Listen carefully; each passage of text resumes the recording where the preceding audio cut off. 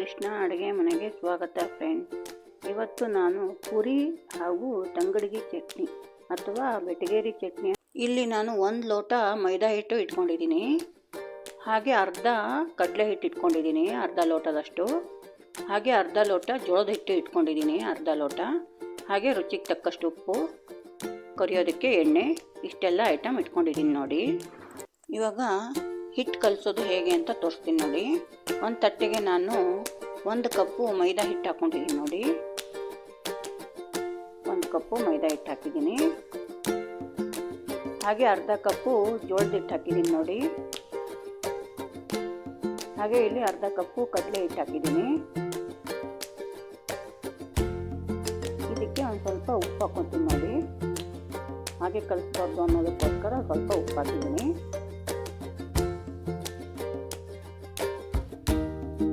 ಸ್ವಲ್ಪ ಮಿಕ್ಸ್ ಮಾಡಿ ನೀರು ಹಾಕಿ ಮಿಕ್ಸ್ ಮಾಡ್ಕೊತೀನಿ ನೋಡಿ. ನೋಡ್ಕೊಂಡು ನೀರು ಹಾಕಬೇಕಾಗುತ್ತೆ. ಸಡನ್ನಾಗಿ ನೀರು ಹಾಕಿಬಿಟ್ರೆ ಇದು ತುಳು ಆಗಿಬಿಡುತ್ತೆ. ನೋಡ್ಕೊಂಡು ನೀರು ಹಾಕಿ ಕಲಿಸ್ಕೋಬೇಕು. ಚಪಾತಿ ಅದಕ್ಕೆ ಬರೋವರೆಗೂ ನೀರು ಹಾಕಿ ಕಲಿಸ್ಬೇಕು. ಚಪಾತಿ ಅದಕ್ಕೆ ಬರೋವರೆಗೂ ನೀರು ಹಾಕಿ ಕಲಿಸ್ತಾ ಇರಬೇಕು. ಫುಲ್ ಮೈದಾ ಹಿಟ್ಟಿಂದಲೂ ಮಾಡ್ಬೋದು. ಮೈದಾ ಹಿಟ್ಟು ಹಾಗೆ ರವೆ ಎಲ್ಲ ಹಾಕ್ಬಿಟ್ಟು ಮಾಡ್ಬೋದು. ಮೈದಾ ಹಿಟ್ಟು ಆರೋಗ್ಯಕ್ಕೆ ಒಳ್ಳೇದಲ್ವಲ್ಲ, ಫುಲ್ ಅದರಿಂದ ಮಾಡಿದರೆ ಆರೋಗ್ಯಕ್ಕೆ ಒಳ್ಳೆಯದಲ್ಲ ಅಂತ ನಾನು ಈ ಥರ ಮಿಕ್ಸ್ ಮಾಡಿ ತೋರಿಸ್ತಾ ಇದ್ದೀನಿ ನೋಡಿ. ಕಲಿಸಿದ್ದೀನಿ, ಕಲಿಸಿ ಇಡ್ತಾ ಇದ್ದೀನಿ.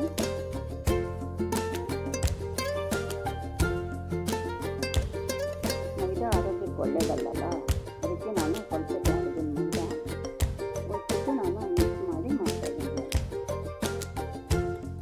ಬೇಕು ಅನ್ಸಿದ್ರೆ ಬೇಕಾದರೆ ಫುಲ್ ಮೈದಾಯಿಂದಲೂ ಮಾಡ್ಬೋದು. ಮೈದಾ ಹಾಕಿದ್ರೆ ಒಂದು ಸ್ವಲ್ಪ ಮೀಡಿಯಮ್ ರವೆ ಹಾಕ್ಬೋದು.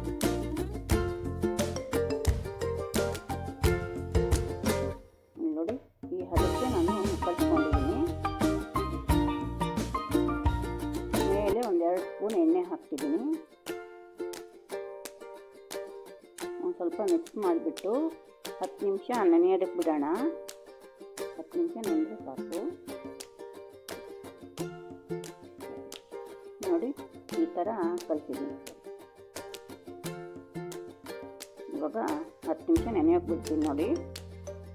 ಇವಾಗ ಚಟ್ನಿಗೆ ಬೇಕಾಗಿರುವಂಥ ಇಂಗ್ರೀಡಿಯೆಂಟ್ಸ್ ತೋರಿಸ್ತೀನಿ ನೋಡಿ. ಇಲ್ಲಿ ನೋಡಿ, 2 ಈರುಳ್ಳಿನ ತುಂಬ ಚಿಕ್ಕದಾಗಿ ಕಟ್ ಮಾಡಿ ಇಟ್ಕೊಂಡಿದ್ದೀನಿ. ಹಾಗೆ 3-4 ಮೆಣಸಿನ್ಕಾಯಿ, ಹಸಿಮೆಣಸಿನ್ಕಾಯಿ, ಹಾಗೆ ಕರಿಬೇವಿನ ಸೊಪ್ಪು, 1 ಲಿಂಬೆಹಣ್ಣು ಕಟ್ ಮಾಡಿ ಇಟ್ಕೊಂಡಿದ್ದೀನಿ. ಹಾಗೆ ಇಲ್ಲಿ ರುಚಿಗೆ ತಕ್ಕಷ್ಟು ಉಪ್ಪು, ಎಣ್ಣೆ, ಸಾಸಿವೆ ಜೀರಿಗೆ 1/2 ಟೀ ಸ್ಪೂನು, ಸಕ್ಕರೆ 2 ಸ್ಪೂನು, ಅರಿಶಿನ, ಇಲ್ಲಿ ಹುರ್ಗಡ್ಲೆ ಪೌಡ್ರು ಇಲ್ಲ ಪುಟಾಣಿ ಹಿಟ್ಟು ಅಂತಲೂ ಹೇಳ್ಬೋದು, ಅದನ್ನು ಇಟ್ಕೊಂಡಿದ್ದೀನಿ. ಹಾಕ್ಬಿಟ್ಲು ಇಷ್ಟೆಲ್ಲ ಐಟಮ್ ಇಟ್ಕೊಂಡಿದ್ದೀನಿ ನೋಡಿ. ಈ ಕಡೆ ಮಾಡೋದು ತೋರಿಸ್ತೀನಿ ನೋಡಿ. ಈ ಕಡೆ ಒಂದು ಪಾತ್ರೆ ಇಟ್ಕೊಂಡಿದ್ದೀನಿ. ಆ ಪಾತ್ರೆಗೆ 4-5 ಸ್ಪೂನು ಎಣ್ಣೆ ಹಾಕ್ತಾಯಿದ್ದೀನಿ ನೋಡಿ.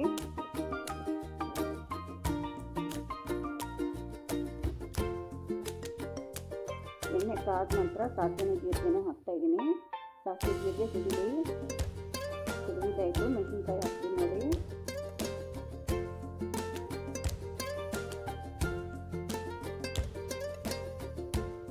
ಮೆಣಸಿನ್ಕಾಯಿ ಒಂದು ಸ್ವಲ್ಪ ಫ್ರೈ ಆಗಲಿ. ಇವಾಗ ಈರುಳ್ಳಿ ಹಾಕ್ತಾಯಿದ್ದೀನಿ.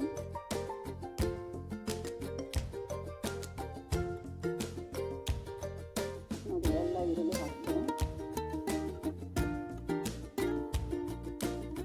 ಅದನ್ನು ಸ್ವಲ್ಪ ಫ್ರೈ ಆಗಲಿ.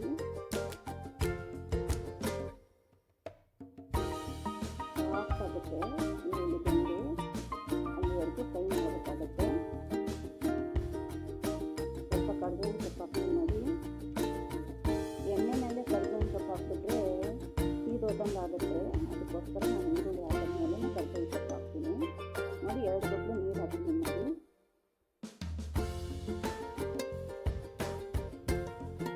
ಇವಾಗ ಅರಿಶಿನ ಹಾಕ್ತೀನಿ. ಇವಾಗ ಸಕ್ಕರೆ ಹಾಕ್ತೇನೆ ನೋಡಿ.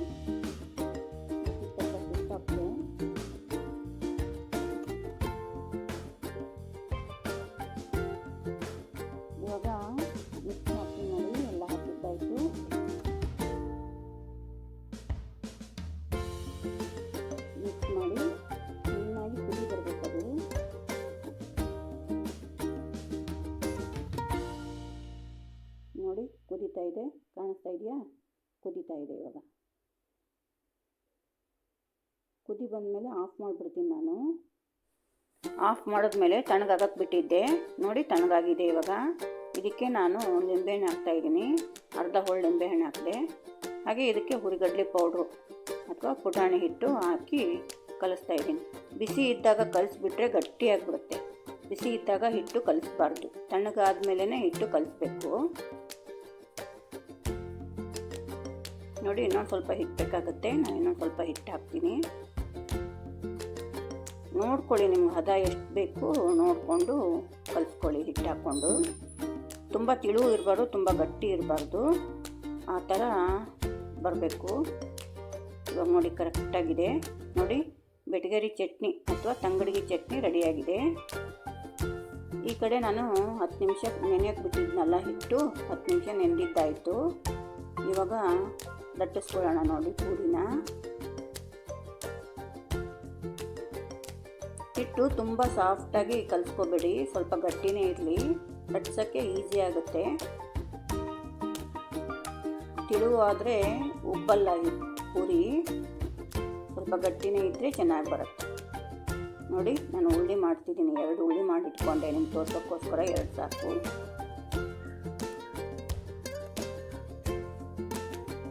ಈಗ ಒಣ ಹಿಟ್ಟು ಹಚ್ಕೊಂಡು ನಾನು ಲಟ್ಟಿಸ್ತಾ ಇದ್ದೀನಿ. ನೋಡಿ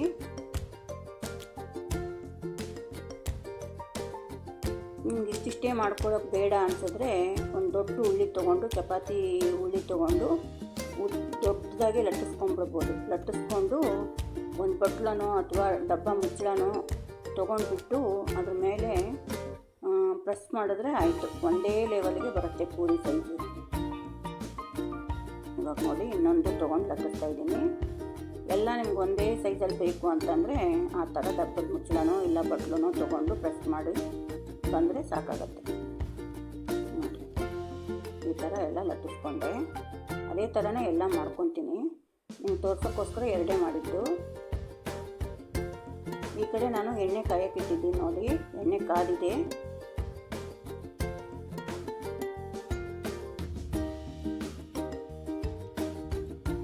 ಇವಾಗ ಪೂರಿ ಹಾಕ್ತೀನಿ. ನೋಡಿ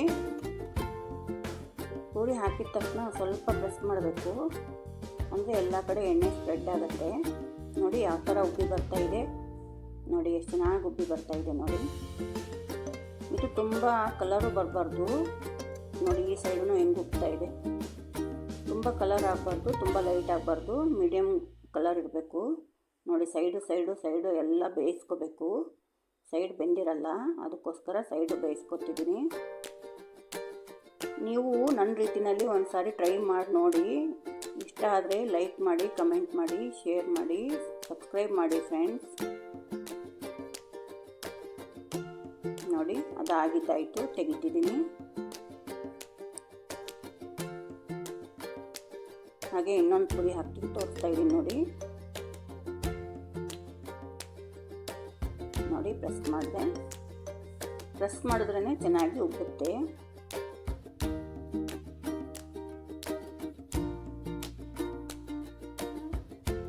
ನೋಡಿ ಯಾವ ಥರ ಉಬ್ಬಿ ಬರ್ತಾ ಇದೆ. ಇದು ಬೆಟಗೇರಿ ಚಟ್ನಿ ಅಂದರೆ ತುಂಬ ಟೇಸ್ಟಿಯಾಗಿರುತ್ತೆ. ಪೂರಿಗೆ ಅದೇ ಚೆನ್ನಾಗಿರುತ್ತೆ ಕಾಂಬಿನೇಷನ್ನು. ನೀವು ಮನೆಯಲ್ಲಿ ಒಂದ್ಸರಿ ಟ್ರೈ ಮಾಡಿ ನೋಡಿ, ಖಂಡಿತ ಇಷ್ಟ ಆಗುತ್ತೆ ನನ್ನ ರೀತಿಯಲ್ಲಿ. ಪೂರಿ ಲಟ್ಸೋವಾಗ ತುಂಬ ದಪ್ಪನೂ ಇರಬಾರ್ದು, ತುಂಬ ತಿಳು ಇರಬಾರ್ದು. ಲಟ್ಸೋದು ಪೂರಿನ ತಿಳು ಇದ್ದರೆ ಉಬ್ಬಲ್ಲ. ಅದಕ್ಕೆ ಮೀಡಿಯಮ್ ಸೈಜಲ್ಲಿ ಲಟ್ಟಿಸ್ಕೊಂಡ್ರೆ ಚೆನ್ನಾಗಿ ಉಬ್ಬಿ ಬರುತ್ತೆ. ಚೆನ್ನಾಗಿ ಉಬ್ಬಿ ಬಂದಿದೆ. ಇವಾಗ ತೆಗಿತಾ ಇದ್ದೀನಿ. ನೋಡಿ 2 ಸೈಡು ಚೆನ್ನಾಗಿ ಬೇಯಿಸ್ಕೊಂಡೆ. ಇವಾಗ ತೆಗಿತೀನಿ. ತುಂಬ ಎಣ್ಣೆ ಕಾದಿರಬೇಕು, ಕಾದಾಗಲೇ ಹಾಕಿದ್ರೆ ಚೆನ್ನಾಗಿ ಉಬ್ಬಿ ಬರುತ್ತೆ. ನೋಡಿ ಪೂರಿ